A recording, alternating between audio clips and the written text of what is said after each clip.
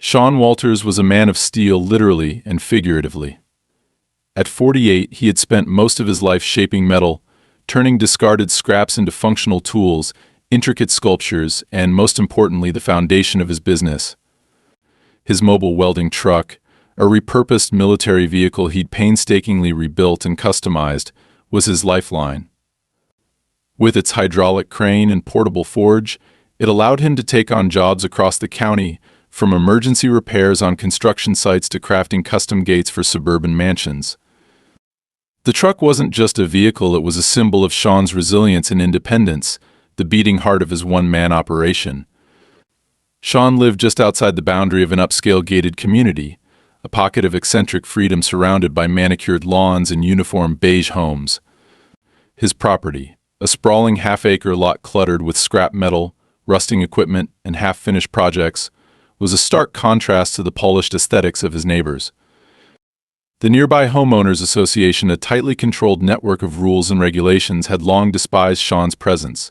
He wasn't subject to their jurisdiction, but that hadn't stopped them from sending him countless letters complaining about the eyesore his property allegedly created. Shawn ignored them.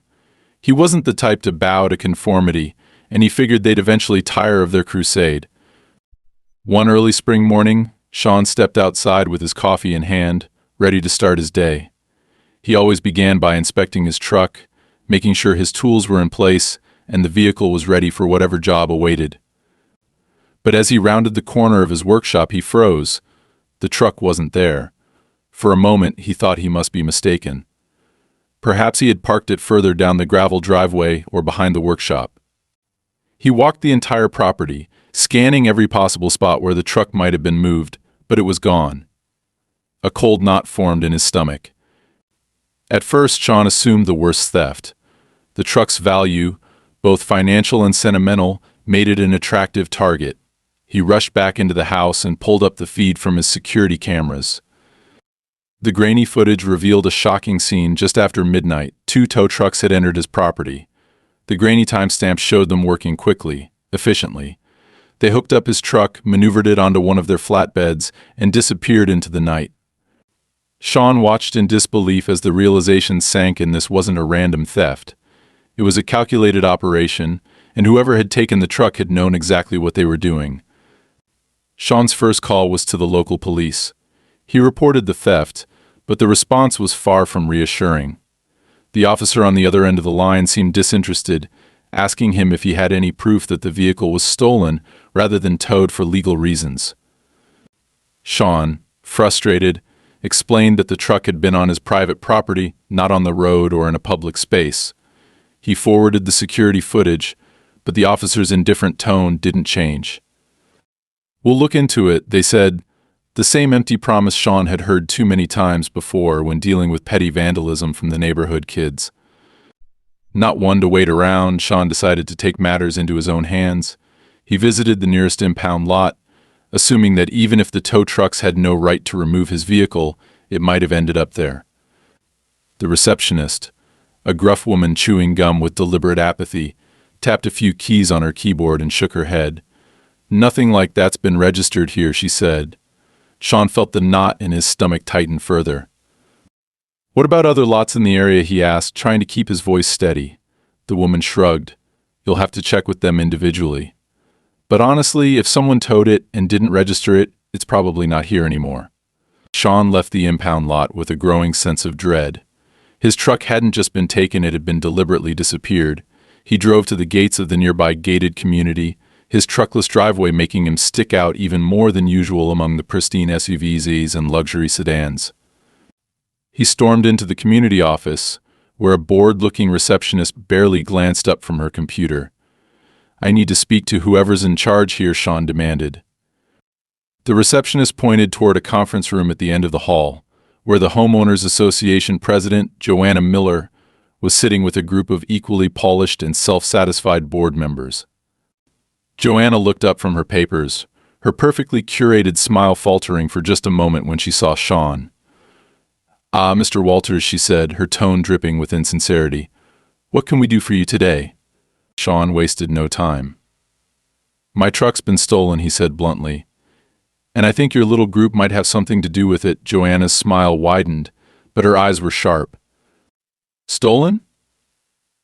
Oh no, that's not what happened. It was removed as part of our community beautification efforts. It was deemed hazardous and unsightly. We had every right to tow it. Shawn's blood boiled. You had no right to touch my property, he snapped. I'm not even part of this community. Joanna leaned back in her chair, her expression turning smug. Oh, but the vehicle was visible from within our boundaries, and we've received multiple complaints about it. You should really keep your property in better order if you don't want these things to happen. Shawn clenched his fists, struggling to keep his composure. Where is it? He demanded. Joanna feigned innocence. I believe it's been sent to the scrapyard for recycling. I'm afraid it's probably been dismantled by now. The words hit Shawn like a punch to the gut. His truck, his livelihood, reduced to scrap metal. The casual cruelty in Joanna's voice made it clear this wasn't just about aesthetics. This was personal. Joanna and her cronies had been looking for a way to crush him for years, and they'd finally found their excuse. Shawn stormed out of the office, his mind racing. He couldn't let them get away with this, not just for his own sake, but for anyone else who might find themselves in Joanna's crosshairs. He didn't know how yet, but he was going to fight back. Shawn sat in his truck, or rather, the borrowed one he had managed to secure from an old acquaintance, a contractor who owed him a favor. It wasn't ideal, but it would do for now.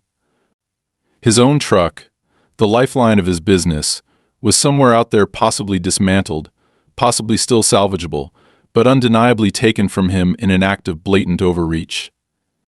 The thought made his jaw tighten as he gripped the steering wheel, eyes scanning the road ahead as he drove toward the scrapyard Joanna had so casually mentioned. The smugness in her voice still echoed in his mind. This wasn't just about aesthetics, it was personal. They wanted to put him in his place, and they had chosen the most effective way to do it. The scrapyard sat on the edge of town, a sprawling expanse of twisted metal and machinery. Shawn had been here a few times before, hunting for parts for his projects, but today was different. Today he was here to reclaim what was his. As he pulled into the lot, the sound of grinding metal and the distant hum of heavy machinery filled the air. A chain-link fence surrounded the yard, and a small office sat near the entrance. He parked the borrowed truck, took a deep breath, and stepped out. Inside the office, the air was thick with the smell of stale coffee and grease. A man in a stained jumpsuit sat behind the counter, flipping through a clipboard without much enthusiasm. Shawn approached, his boots thudding against the concrete floor. I'm looking for a truck, he said, keeping his tone steady but firm. It was towed here a day or two ago, a big custom rig with welding equipment in the back. It's mine, and it shouldn't have been brought here. The man barely looked up. You got paperwork, he asked, his voice a bored monotone. Shawn exhaled sharply. I don't have paperwork because it was taken without my permission. I just need to know if it's still here. The man finally set down the clipboard and leaned back in his chair, eyeing Shawn with the kind of disinterest that only came from years of dealing with angry customers. What's it to you if it's still here? If it came in, it's probably already been processed. Processed. Shawn's voice rose despite his efforts to stay calm. What do you mean, processed? The man shrugged. Stripped for parts, metal recycled, the usual. Stuff doesn't sit around here for long. The words hit Shawn like a punch to the gut. His mind raced, picturing his truck being torn apart piece by piece, its carefully crafted components reduced to scrap. He leaned over the counter, his frustration boiling over. Listen to me, he said, his voice low and dangerous. That truck was stolen off my property. If you've dismantled it, you're complicit in theft.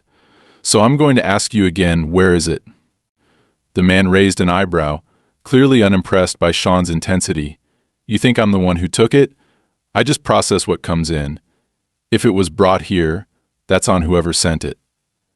He paused, then added with a smirk, but if you're so concerned, feel free to take a look around. Not that you'll find much. Shawn didn't need another invitation. He turned on his heel and marched out of the office, his boots kicking up dust as he headed into the yard. The smell of oil and rust filled his nostrils as he wove through the rows of mangled vehicles, his eyes scanning for any sign of his truck. It didn't take long to spot it, or what was left of it.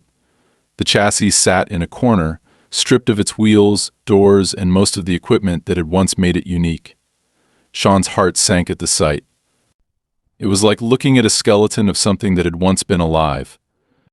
He climbed over a pile of scrap to get a closer look, his hands running over the familiar contours of the metal. The hydraulic crane was gone, along with most of the welding tools. Even the custom racks he had built to hold his equipment had been removed. Shawn clenched his fists, his mind a whirlwind of anger and disbelief.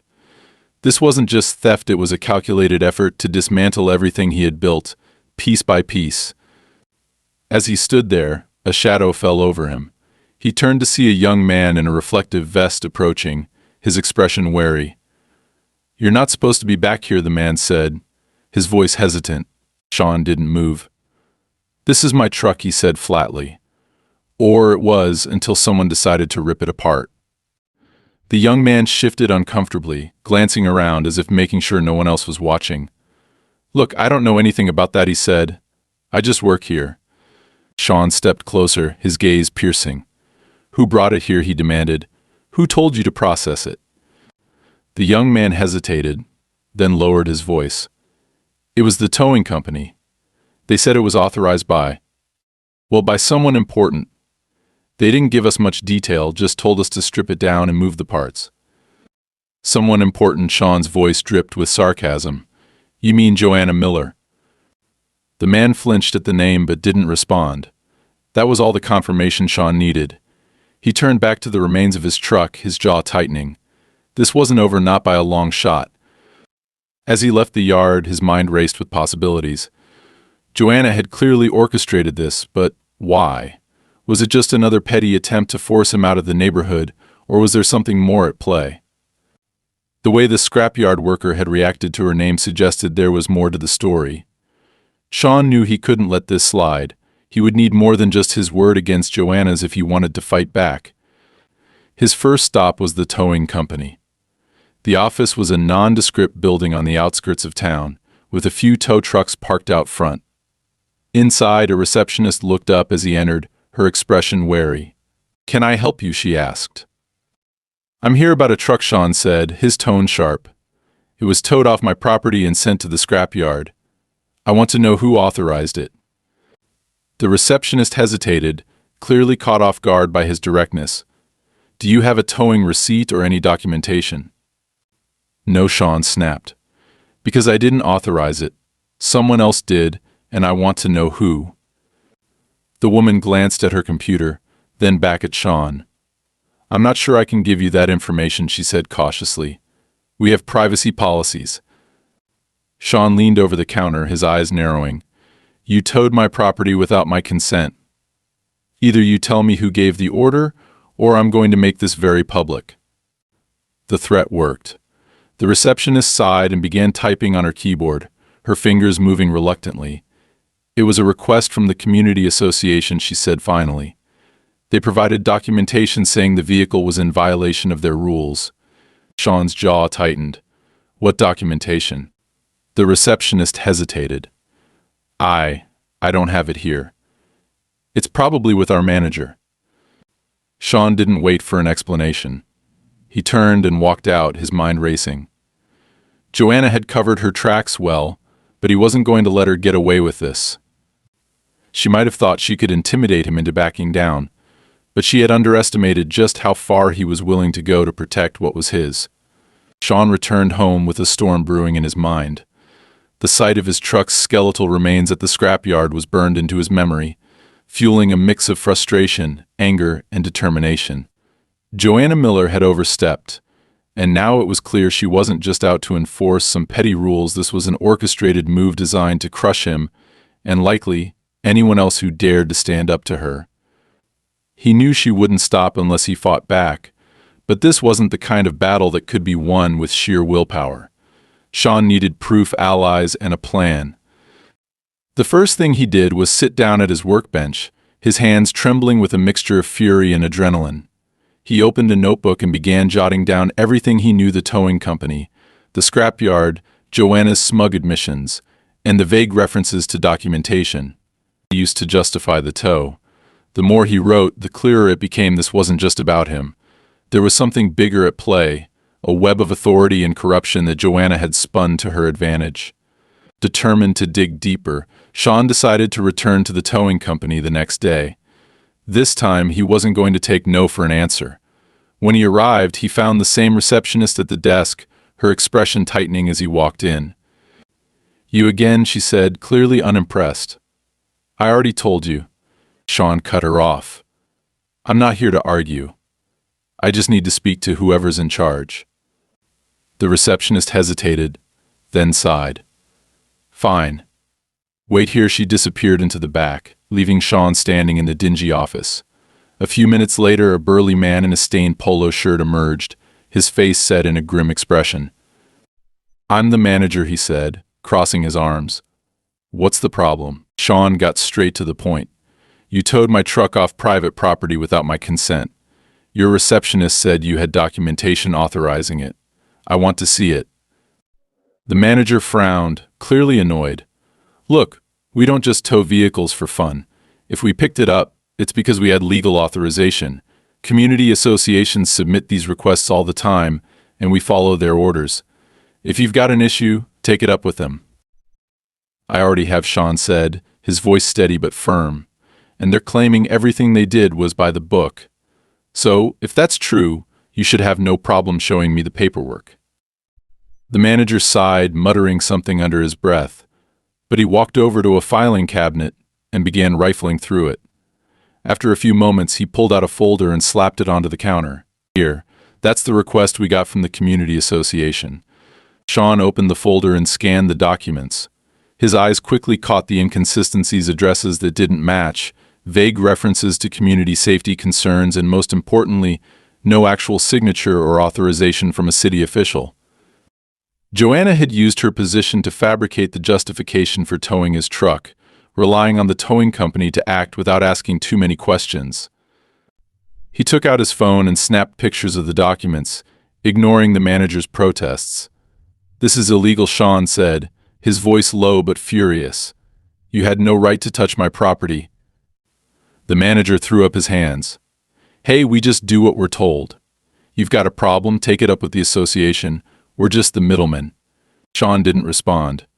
He left the office, his mind racing. He now had something concrete to work with, a paper trail that connected Joanna to the illegal tow. But this was only the beginning.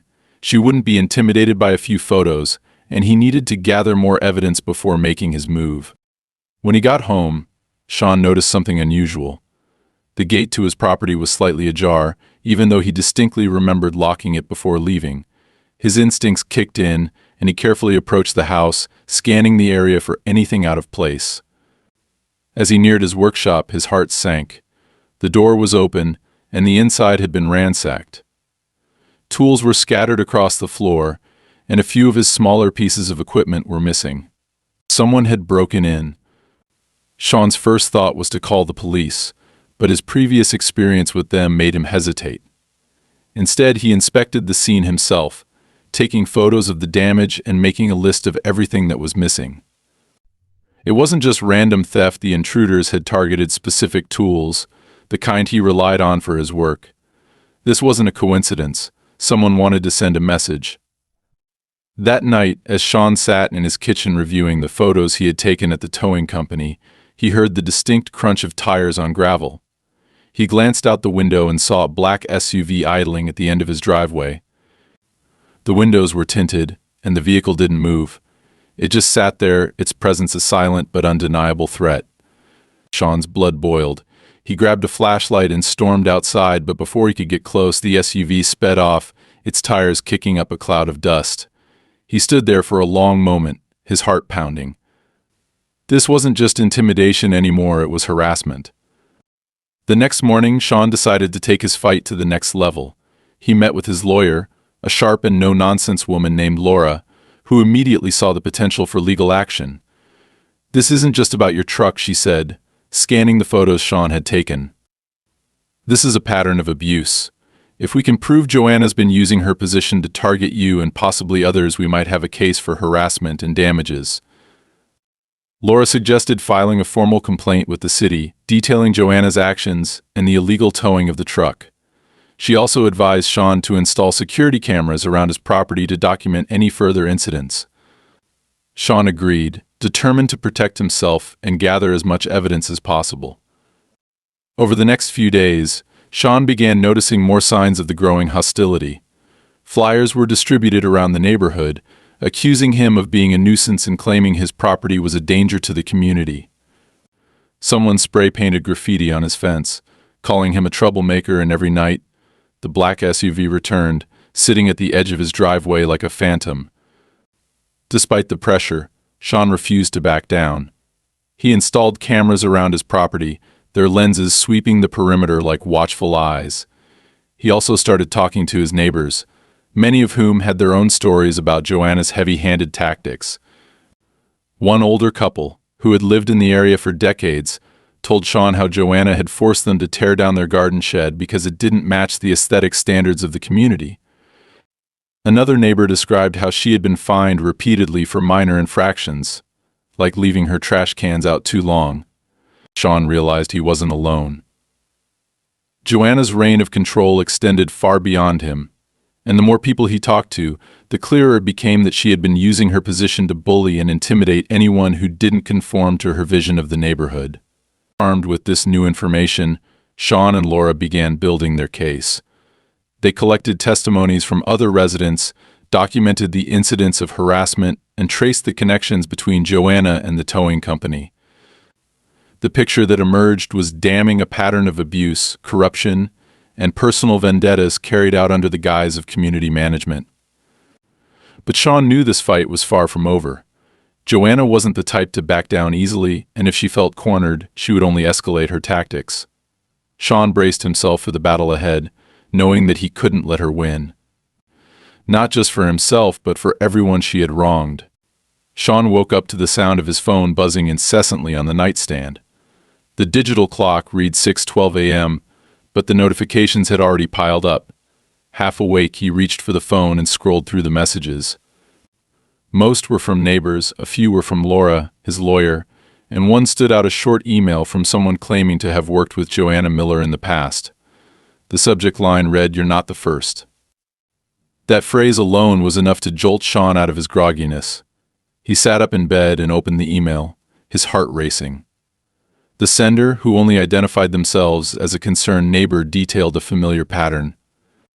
Over the past 5 years, Joanna had orchestrated the removal of several residents' property under the guise of beautification or community safety efforts. The email described how she leveraged local towing companies and scrapyards to tow vehicles, tear down fences, and even clear small structures, all while claiming it was part of maintaining neighborhood standards. In every case, the victims either sold their homes shortly afterward or were forced into costly legal battles that Joanna always seemed to win. The email ended with a chilling warning: if she's targeting you, she won't stop until she gets what she wants. Shawn forwarded the message to Laura immediately and started getting dressed. He had planned to spend the day reinforcing his property and setting up more cameras, but this email shifted his priorities. Joanna's actions weren't just personal, they were systemic. If this email was true, Shawn wasn't her first victim, and he wouldn't be her last. By the time Shawn arrived at Laura's office, she was already poring over the email on her laptop. "This changes everything," she said, looking up at him. "If we can verify this, it could establish a pattern of abuse. It's not just about your truck anymore, it's about proving she's been systematically targeting people for personal gain." Laura had already started drafting a formal request for records from the towing company and the scrapyard. She explained that these records could show a suspiciously high number of tows and removals ordered by Joanna or her association. If they could link those actions to a consistent profit motive, like forcing residents to sell their homes at a discount to developers Joanna had ties to, they would have a case for fraud and possibly even criminal charges. But Shawn wasn't convinced they had time to wait for the bureaucratic process to unfold. "She's not going to sit still," he said. "If she feels like she's losing control, she'll double down. She's already sent people to intimidate me. What's stopping her from doing it again?" Laura nodded, understanding his urgency. Then we need to start gathering as much evidence as we can, right now. Talk to more neighbors. Find out who else has been affected. If there's a trail, we need to follow it. Shawn spent the next few days doing exactly that. He visited every house on his street, knocking on doors and asking questions. At first, most of the neighbors were hesitant to talk. Joanna's reputation as a power-hungry enforcer had intimidated them into silence for years.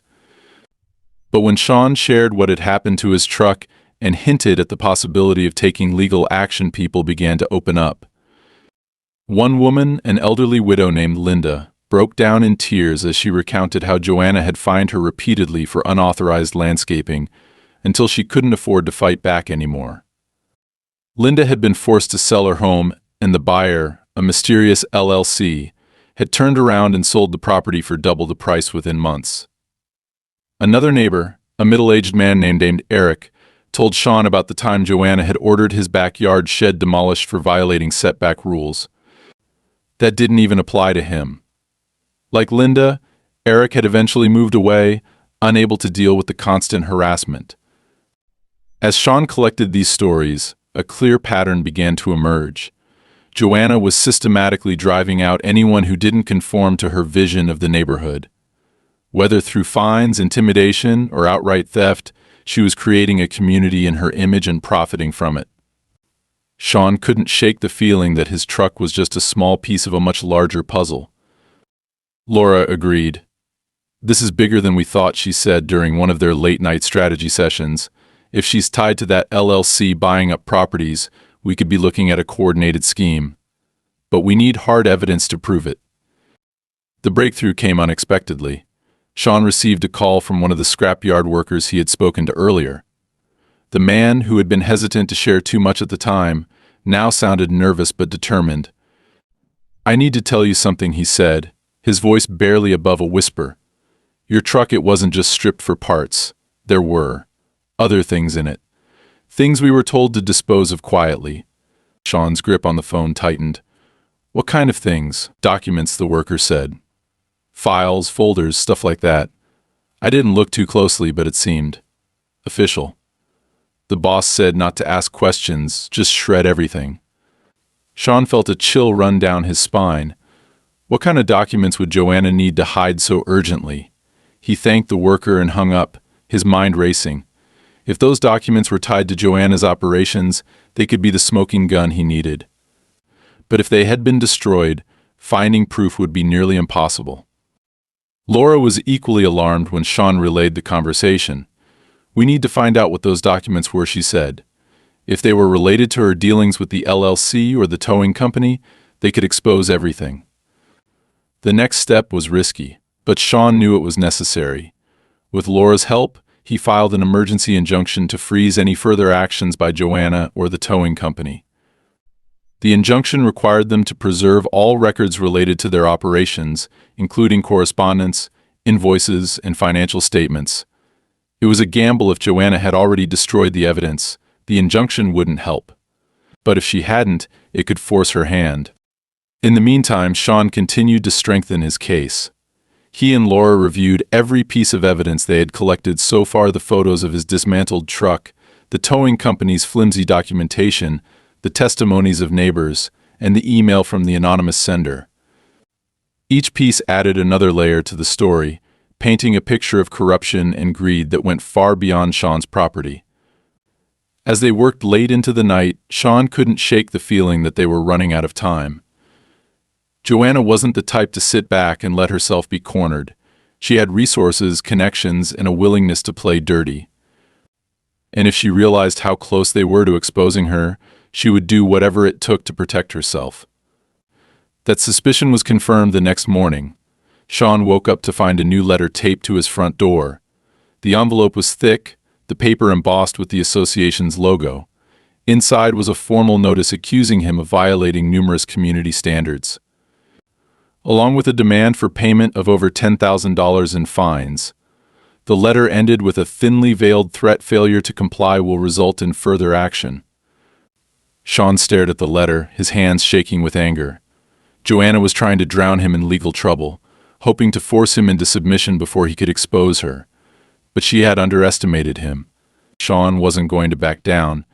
If she wanted a fight, she was going to get one. And this time, he wasn't just fighting for himself, he was fighting for everyone she had wronged.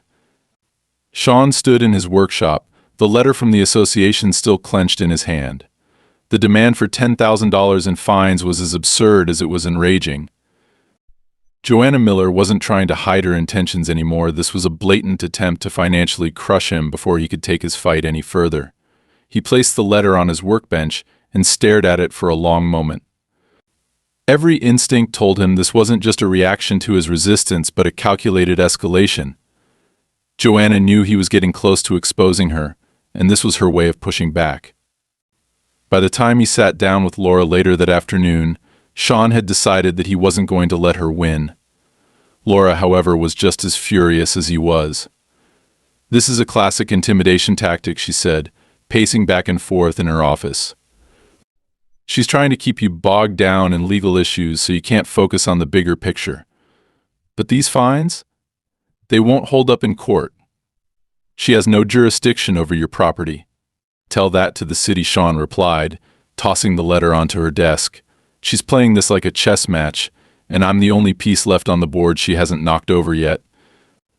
Laura frowned and picked up the letter, skimming through it. "She's testing your limits, seeing how much she can get away with. But we're not letting this slide. I'll file a formal challenge to these fines immediately. In the meantime, you need to keep documenting everything, every letter, every interaction, every sign of harassment." That evening, Shawn went about securing his property even further. The cameras he had installed a week ago were working perfectly, capturing footage of every car that drove by his house, every person who lingered near his gate. But as night fell, he noticed something unusual on the feed. A black SUV, one that looked suspiciously like the one that had been idling at the end of his driveway before, pulled up across the street. This time, however, someone got out. Shawn watched as the figure, dressed in dark clothing, approached his fence and crouched down. He couldn't see exactly what they were doing, but it didn't matter.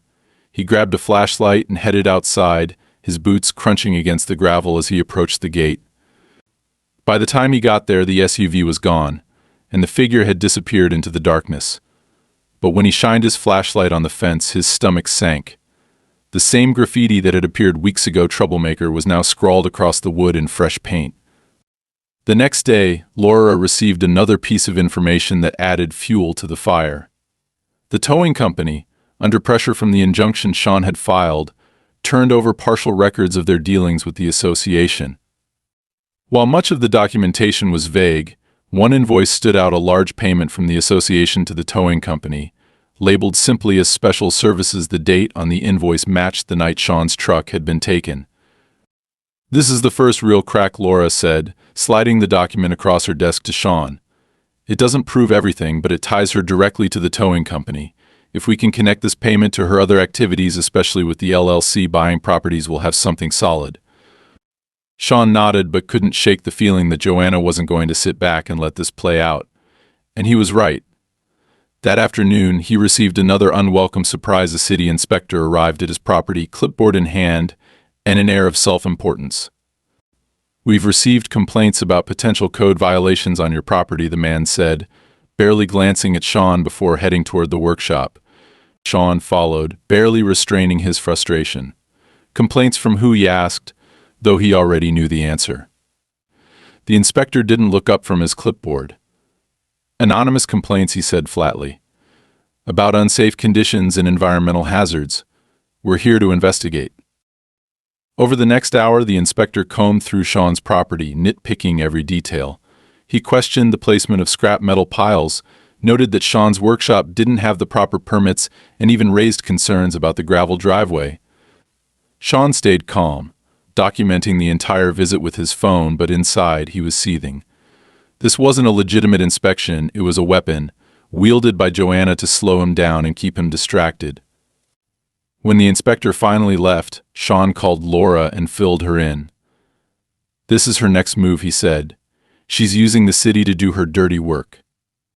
Laura sighed on the other end of the line. "It's a smart play," she admitted. "But it's also risky. If we can prove that she's filing false complaints to weaponize the city against you, it could backfire on her." Over the next few days, the harassment continued to escalate. More anonymous complaints led to more visits from city officials, each one more invasive than the last. At one point, Shawn received a notice ordering him to cease all business operations until his workshop could be re-inspected. It was a devastating blow. Without his workshop, he couldn't take on new jobs, and without new jobs, his income would dry up. But Shawn wasn't about to give up. Instead, he used the time to dig deeper into Joanna's activities. With Laura's help, he began piecing together the connections between Joanna, the towing company, and the LLC that had been buying up properties in the neighborhood. What they uncovered was staggering financial records showing payments from the LLC to Joanna's personal accounts, invoices from the towing company for other special services, and records of at least 5 other residents who had been forced out of their homes under suspicious circumstances. Shawn also discovered something even more chilling. One of the residents who had sold their property under pressure from Joanna was a man named Victor, who had mysteriously disappeared shortly afterward. According to neighbors, Victor had been one of the few people willing to stand up to Joanna, openly challenging her authority at community meetings. Then, one day, he was just gone. His house had been sold to the LLC, and no one had heard from him since. Shawn couldn't shake the feeling that Victor's disappearance wasn't a coincidence. He began reaching out to anyone who might know what had happened to him, but every lead turned into a dead end. It was as if Victor had been erased. Meanwhile, Joanna's attacks showed no signs of slowing down. Late one night, Shawn's cameras captured footage of another intruder on his property, this time someone tampering with his security lights. By the time Shawn got outside, they were gone, but the damage was done. The cameras had been disabled, leaving him vulnerable. The next morning, Shawn called Laura and told her everything. "This is getting out of hand," he said. "She's not just trying to ruin me, she's trying to scare me off completely." Laura's voice was calm but resolute. "Then we hit back harder," she said. "We have enough now to take this to the city council. If we can get them to investigate her formally, it'll force her to stop or at least slow her down." Shawn agreed, but as he hung up the phone, he couldn't shake the feeling that they were running out of time. Joanna was escalating, and if they didn't act quickly, she might find a way to silence him for good. But Shawn wasn't about to back down. He had come too far to let her win now. Shawn sat in the city council chamber, the air heavy with anticipation. The room was packed, a mixture of concerned neighbors, officials, and reporters who had caught wind of the escalating feud between him and Joanna Miller. It had taken weeks to get to this point, weeks of digging through records, collecting testimonies, and documenting every dirty trick Joanna had pulled. Now, it all came down to this moment. Laura sat beside him, a stack of meticulously organized evidence on the table before them. Across the room, Joanna sat with her lawyer, her face a mask of calm indifference. But Shawn could see the tension in her posture, the way her fingers gripped the edge of the table. She knew her carefully constructed facade was beginning to crack. The meeting opened with routine business, but Shawn barely registered it. His mind was focused on what was coming next. When his name was finally called, he stood and approached the podium, his heart pounding. He had rehearsed this speech with Laura a dozen times, but now, under the weight of so many eyes, he felt the pressure acutely. Taking a deep breath, he began. "My name is Shawn Walters," he said, his voice steady despite the tension. "I'm here today because my property, my livelihood, and my rights have been systematically attacked by Joanna Miller and the association she represents. Over the past several months, I have been the target of harassment, false fines, illegal property seizures, and coordinated efforts to destroy my business. But this isn't just about me. Joanna has been using her position to exploit and intimidate residents for years, and I have the evidence to prove it." He glanced at Laura, who nodded subtly. She handed a packet of documents to one of the council members, who began flipping through it with a furrowed brow. "Included in this packet," Shawn continued, "are financial records linking Joanna to an LLC that has been purchasing properties in our neighborhood at suspiciously low prices. These records show direct payments from the LLC to Joanna's personal accounts. There are also invoices from the towing company and Scrapyard she used to illegally seize and dismantle my truck, a truck that was never under her jurisdiction. This wasn't an isolated incident. It's part of a broader pattern of abuse designed to push out residents who don't conform to her vision or who stand in the way of her financial gain. The room erupted in murmurs as Shawn's words sank in. Joanna's lawyer immediately objected, claiming that the evidence was inconclusive and misleading, but the council members waved him off. "Mr. Walters." One of them said, "Are you saying that Ms. Miller has been profiting personally from these actions?" Shawn nodded. "Yes, and it's not just my case. Other residents have come forward with similar stories, people who were fined repeatedly for minor or fabricated violations, forced to sell their homes, and then watched as those homes were flipped for massive profits. Joanna has been using her position not to serve the community, but to serve herself." Laura stood then, presenting a series of witness statements. One by one, neighbors came forward to share their experiences. Linda, the elderly widow, described how Joanna had threatened her with eviction over a garden shed. Eric recounted the demolition of his backyard structure. Each story painted a damning picture of Joanna's abuse of power, and with each testimony, Shawn could see her composure slipping. She whispered furiously to her lawyer, her face pale. But the turning point came when Laura presented a final piece of evidence, a partial email chain recovered from the towing company's servers. The emails, signed by Joanna, explicitly instructed the company to prioritize the removal of Shawn's truck and to ensure it was dismantled immediately. The language was cold and calculating, leaving no doubt that this had been premeditated.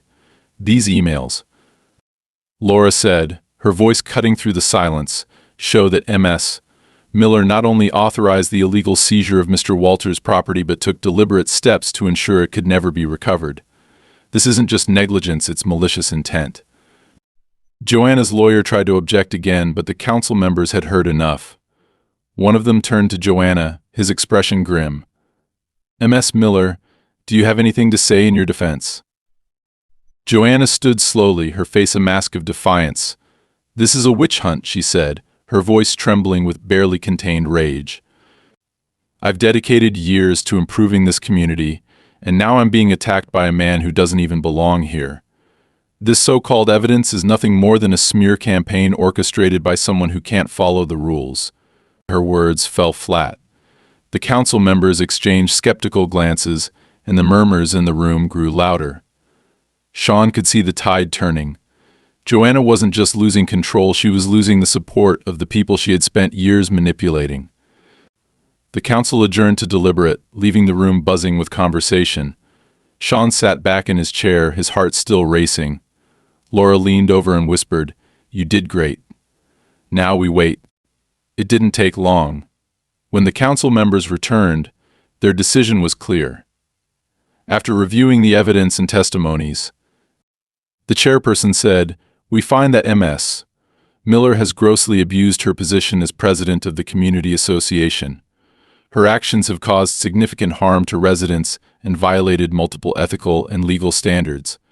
Effective immediately, she is removed from her position, and this matter will be referred to the district attorney for further investigation." The room erupted into applause. Shawn felt a wave of relief wash over him, but he knew this wasn't the end. Joanna's legal troubles were just beginning, and while she had been removed from power, it would take time to undo the damage she had caused. Still, this victory was a turning point not just for Shawn, but for everyone who had suffered under her reign. As the crowd began to disperse, Shawn caught sight of Joanna being escorted out by her lawyer. She glared at him, her eyes burning with hatred, but Shawn didn't look away. For the first time in months, he felt a sense of peace. He had fought back, and he had won. The days following Joanna's removal were a whirlwind of activity and reflection for Shawn. The fight had consumed his life for months, and now, standing at the edge of his gravel driveway, he finally felt the weight beginning to lift. The cameras he'd installed, the files he'd pored over, the countless hours spent piecing together a case strong enough to take her down, all of it had been worth it. But as he stared at the faint remnants of graffiti still visible on his fence, he knew the victory wasn't just his own. Joanna's actions had left deep scars on the neighborhood, and while her removal as president and pending legal investigation were a step forward, the community still had work to do. Her name was all anyone could talk about: the greed, the corruption, the audacity of her schemes, but Shawn wanted to make sure the focus shifted from the harm she'd caused to the resilience of those who'd stood against her. Laura was already working to formalize compensation for the damages Joanna had inflicted on Shawn and others. The stolen truck was beyond repair, but the lawsuit against her and the towing company was progressing. Shawn's case had drawn local attention, and pressure was mounting on the LLC Joanna had worked with to answer for their involvement in her schemes. It wasn't justice yet, but it was a start. In the weeks that followed, neighbors who had once kept their distance began approaching Shawn. Linda, the widow whose garden shed had been torn down, brought over a homemade pie and shared stories of how her late husband had always admired Shawn's work. Eric, the man whose shed was demolished, stopped by to offer help repairing Shawn's damaged workshop. Slowly, the isolation Shawn had felt during the height of the conflict began to fade. He wasn't just the scrappy outsider fighting alone anymore, he was part of a community that was learning how to rebuild itself. One sunny afternoon, Shawn stood in front of his workshop, welding the final piece of a new sculpture he'd been working on. It was a towering metal phoenix, its wings spread wide as if ready to take flight. The design wasn't just a nod to his craft, but a symbol of renewal and resilience. The community association might have tried to burn him down, but like the phoenix, he had risen stronger from the ashes. The piece was destined for a public space, but for now it stood proudly in his yard, visible to anyone passing by. As Shawn packed up his tools, he noticed a small group of neighbors gathering by his gate, watching the sculpture.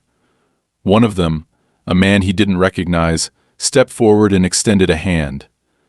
"That's incredible," he said, nodding toward the phoenix. "It's exactly what this neighborhood needs right now, something to remind us we can move forward." Shawn shook the man's hand, feeling a rare sense of connection. "Thanks," he replied. "It's been a long fight, but it's worth it if it helps people remember that we don't have to let bullies win." Later that evening, as the sun dipped below the horizon, Shawn sat on his porch with a cup of coffee, watching the phoenix catch the last rays of light. The black SUV that had once stalked his property was long gone, and the nights were finally quiet again. Joanna's reign was over, her schemes exposed, and her threats neutralized. It would take time for the neighborhood to fully heal, but for the first time in months, Shawn felt like he could breathe. When Laura called that night with an update on the legal case, her tone was optimistic. "The district attorney's office is moving forward with fraud charges," she said. "It's going to take a while, but I think we've got a solid case.